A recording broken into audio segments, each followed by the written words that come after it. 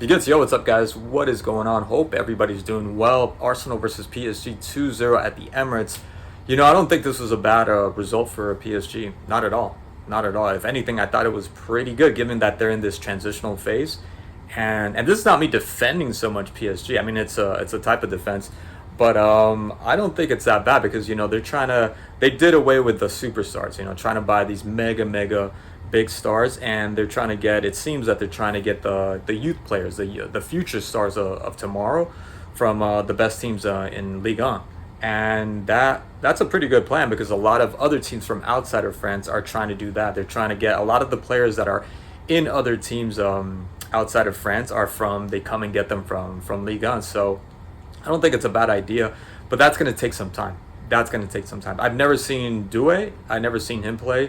This is the first time I've seen him play, and I guess that's okay. I'm sure he's got way more potential than that. But those are some pretty big shoes to fill up front, so I don't really blame the kid for not having the best of performances.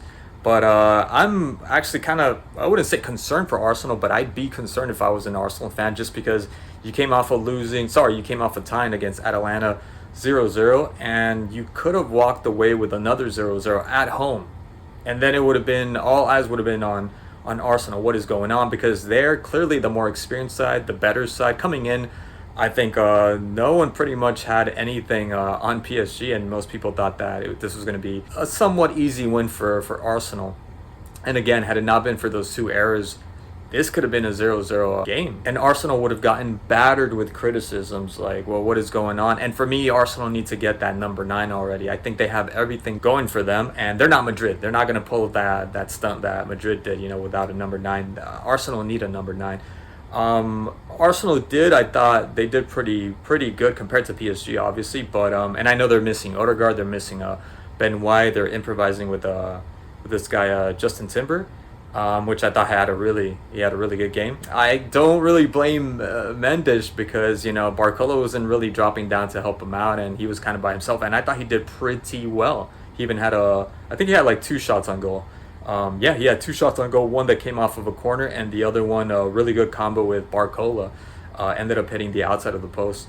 So Mendes did pretty good, especially against Saka. And then obviously after the 2-0, Saka was.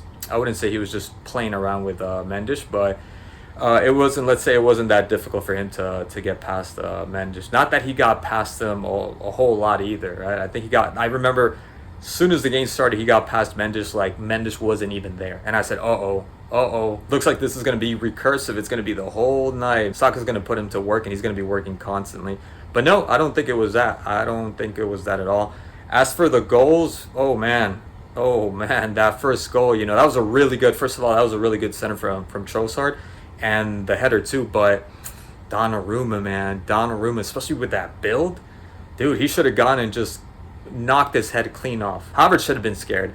And if anything, Donnarumma, and I think it was like Donnarumma was pretty much relying on Pocho, I think it is, to be able to head the ball. Pocho was caught off guard, in my opinion. I think that was Pocho's mistake, but also Donnarumma, with the experience that he had, he should have came out and easily knocked that ball away from Havertz. Havertz should never have had contact with that ball. So that was mostly going to be seen as a Donnarumma mistake. And then the second one, oh man, that nobody touched it. Nobody touched the ball. Barcola got beat. That's something that they need to work on. You can't be beat that easily, Barcola. You just can't. And then who was it? The other one, that Marquinhos, I think it was, and just nobody touched the ball. Or Partey, I think it was Partey, but nobody touched the ball. And then Donnarumma should have, at that point, Donnarumma thought, I think, the trajectory of the ball was going to head towards him. He should have opened his arms out, extended his arms out to the sides. And another one from Donnarumma, even though that one was a collective effort, if you ask me. But still, errors that could have been avoided, and this could have been a 0-0. And I heard somebody was saying about, or I was reading, I should say, that Vitinha, João Neves shouldn't have been put against this Arsenal side. They shouldn't have been playing and they should have put Fabian Ruiz. Fabian Ruiz, when he came in, and I think Fabian Ruiz is a horrible player for PSG. For Spain, I don't know what happens. All of a sudden, he magically turns into this Steven Gerrard or something. I don't know what happens to him when he's playing for PSG. But he did come in and he made a bit of a difference, and only because he was actually standing up, like physically standing up to these Arsenal players. I don't think it has anything to do with his size, with Vitinha or Joao Neves' size. It's just Joao Neves just came into the team recently this year.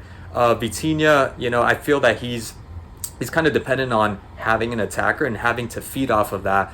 With an attacker, he had nothing going for him. I mean, he has a pretty good shot. Didn't really take that many shots. I think once and got blocked, but nothing else for him to do. I can't really blame him going against this whole Arsenal side. I think that's a bit unfair because he has the quality. Absolutely, Vitinha has the quality to be able to play against this Arsenal side all day, all day. I mean, what did they have up front? They had Barcola. They had this guy Doué. Not really. I was hoping Barcola maybe because he's been having a pretty good spell with the French team. He was pretty much nullified. If anything, Colomwani, which I'm not a big fan of, came in and just his presence there kind of gave gave this vibe that something was going to happen because he did get some balls and because he's not this this out of the world number 9 where he could kind of turn around, he could somehow find his way, make some space for himself or make something out of nothing.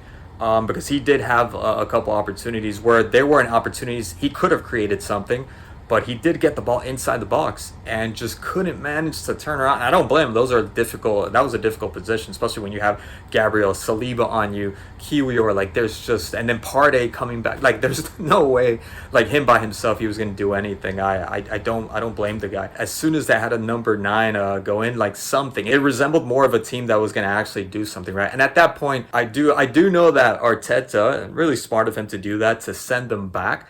Because it was a 2-0 and they've got like one of the best, if not the best, EPL defensive side. So he knew that, hey, 2-0 down, there's no way with what? What does PSG, what does Luis Enrique have for us? Like, in terms of attacking, you're not going to do anything. What? Hakimi had like one really good run against Caliafori.